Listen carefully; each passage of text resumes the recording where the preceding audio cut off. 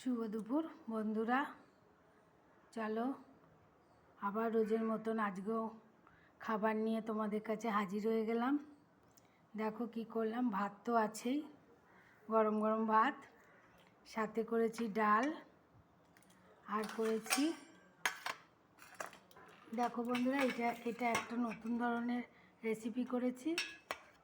এটা হচ্ছে লাউ আর পনির আর বেসন দিয়ে কোপ্তা বানিয়ে তারপরে ওটাকে ঝোল করেছি নিরামিষ করে, ঘি, গরম মশলা, আদা জিরে বাটা দিয়ে।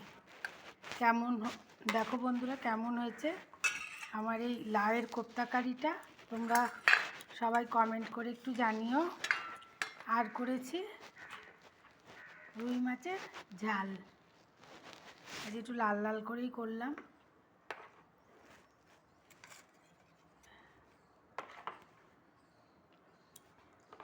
লাল লাল করলে কী হবে, আমরা তো শুকনো লঙ্কা খাই না, কাঁচা লঙ্কা দিয়ে আর কাশ্মীরি রেড চিলি পাউডারটা দিলেই লাল হয়ে যায়।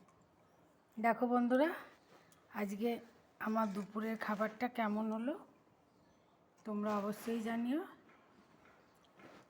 এই রেসিপিটা এই লাউয়ের রেসিপিটা আজকে নতুন করেছি, কিন্তু খেতে খুব ভালো হয়েছে, তোমরাও করে দেখো বন্ধুরা। আর ভালো লাগলে একটা লাইক শেয়ার কমেন্ট করে দিও।